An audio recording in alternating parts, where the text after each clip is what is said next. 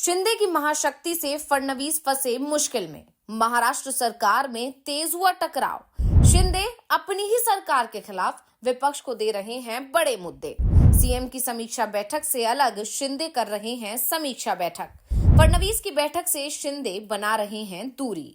महाराष्ट्र के मुख्यमंत्री देवेंद्र फडणवीस और डिप्टी सीएम एकनाथ शिंदे के बीच कई मुद्दों पर मतभेद बढ़ते हुए दिखाई दे रहे हैं। भले ही दोनों की तरफ से ये कहा जा रहा है कि कहीं कुछ विवाद नहीं है, सरकार सही दिशा में काम कर रही है, लेकिन जिस तरह की खबरें सामने आ रही हैं, उसमें साफ है कि मामला लगातार बिगड़ता जा रहा है। शिंदे अलग विकल्प की तलाश कर रहे हैं, तो बीजेपी भी शिंदे को मनाने के लिए तैयार नहीं दिख रही है। संरक्षक मंत्री की नियुक्ति का मामला तो पहले से ही उलझा हुआ था। अब तो शिवसेना और बीजेपी के मंत्रियों की समीक्षा बैठकें भी अलग अलग होने लगी हैं। फडणवीस बेफिक्र हैं। इसका कारण है कि गठबंधन के पास 288 सीटों में से 230 सीटें हैं। अगर शिंदे नाराज भी हो जाते हैं तो सरकार की सेहत पर कोई फर्क नहीं पड़ेगा, शिंदे को ही नुकसान हो जाएगा।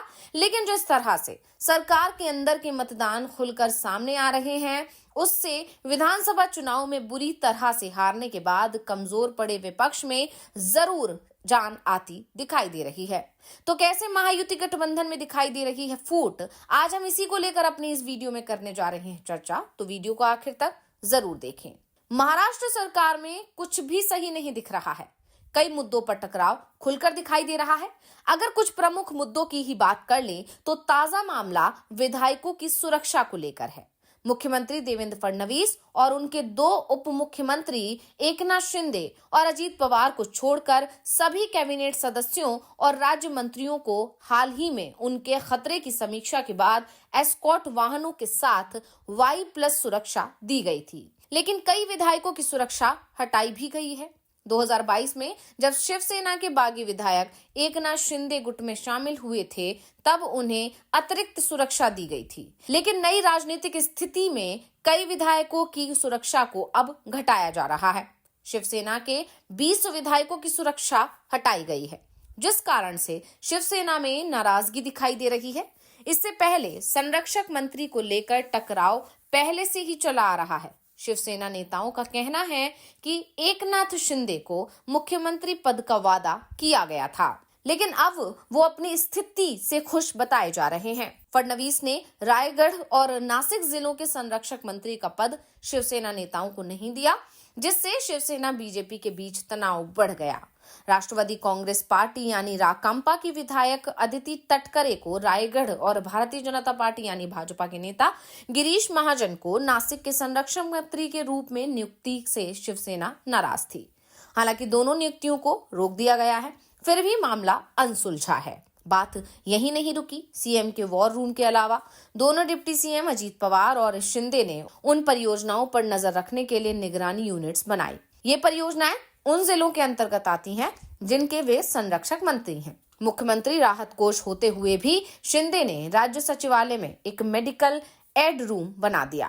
ये दूरी सरकार की समीक्षा बैठक में भी दिखाई दे रही है। दरअसल इलाहाबाद कुंभ के बाद नासिक कुंभ की तैयारी शुरू हो गई है। फडणवीस ने कुंभ मेले की समीक्षा बैठक बुलाई, लेकिन शिंदे ने इसमें हिस्सा नहीं लिया। इसके बजाय उन्होंने अपनी अलग बैठक आयोजित की, जिससे साफ संकेत मिला कि दोनों नेताओं के बीच दूरी बढ़ रही है। शिंदे के इस कदम को फडणवीस की सत्ता को सीधी चुनौती के रूप में देखा जा रहा है। विपक्ष ने भी गठबंधन के भीतर इस कथित असंतोष को तुरंत नोटिस किया। उद्धव गुट की सांसद प्रियंका चतुर्वेदी ने सत्तारूढ़ गठबंधन पर कटाक्ष करते हुए एक पोस्ट लिखा। महायुति वैलेंटाइन माह मना रही है। इस बीच शिवसेना उद्धव गुट के नेताओं ने पिछले 2.5 महीने में फडणवीस से 3 बार मुलाकात की है। आदित्य ठाकरे 2 बार, उद्धव ठाकरे से 1 बार और अन्य वरिष्ठ नेता भी फडणवीस से मिल चुके हैं। दूसरी तरफ शरद पवार ने दिल्ली में एकनाथ शिंदे को सम्मानित किया।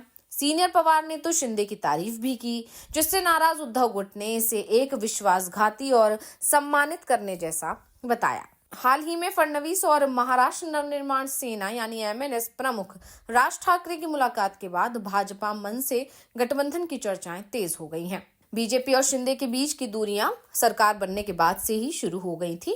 शिवसेना नेताओं का मानना है कि महाराष्ट्र में महायुति को मिली बड़ी जीत शिंदे सरकार की 2.5 साल में चलाई गई विकास योजनाओं की ही जीत है।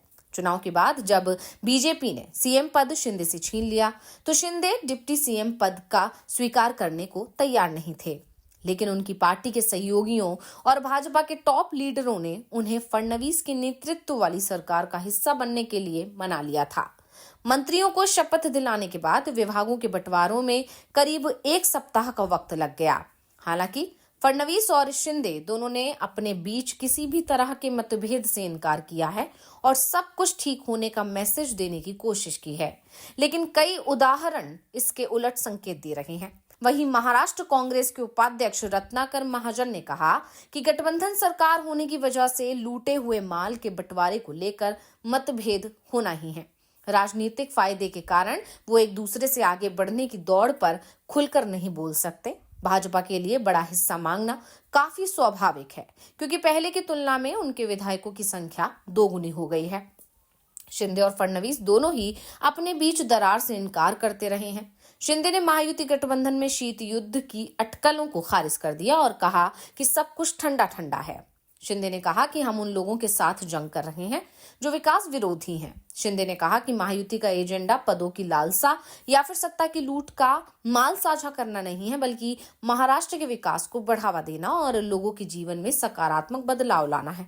साफ है, शिंदे जो बयान दे रहे हैं और जो कुछ महाराष्ट्र में होते दिखाई दे रहा है, उससे साफ है कि महाराष्ट्र सरकार में टकराव बढ़ता जा रहा है और कभी भी शिंदे बड़ा फैसला ले सकते हैं और इसका असर सबसे पहले महाराष्ट्र में होने वाले निकाय चुनाव पर पड़ेगा।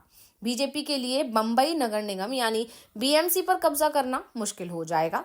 बीजेपी को लंबे समय से सपना है कि बीएमसी पर उसका राज है। अभी तक बीजेपी कभी भी बीएमसी में अपना मेयर नहीं बनवा पाई है, लेकिन इस बार बीजेपी को उम्मीद इसलिए दिखाई दे रही है क्योंकि शिवसेना 2 हिस्सों में बंटकर कमजोर हो गई है। शिंदे की नाराजगी को लेकर तो यहां तक दावा किया जा रहा है कि प्रदेश बीजेपी के नेता ही इसे हवा दे रहे हैं। महाराष्ट्र बीजेपी में फडणवीस विरोधी नेता शिंदे के सहारे सीएम को घेरने की कोशिश कर रहे हैं। भाजपा का केंद्रीय नेतृत्व भी फडणवीस का कद छोटा करने के लिए शिंदे का समर्थन करता दिखाई दे रहा है और इसलिए शिंदे बार बार दिल्ली आ रहे हैं। भाजपा के केंद्रीय नेतृत्व को शिंदे के नेतृत्व वाली शिवसेना के 7 लोकसभा सदस्यों के समर्थन की भी जरूरत है। ऐसे में एक बात साफ है कि शिंदे भले ही अपनी ही सरकार की कितनी भी आलोचना करें, फडणवीस के काम में कितनी भी मुसीबतें खड़ी करें, लेकिन उनके खिलाफ एक्शन लेने की ताकत फडणवीस के पास नहीं है। तो रिपोर्ट आपको कैसी लगी हमें कमेंट करके अपनी राय जरूर दीजिएगा। इसी के साथ वीडियो को लाइक करें, वीडियो को शेयर करें और चैनल को सब्सक्राइब करना ना भूलें।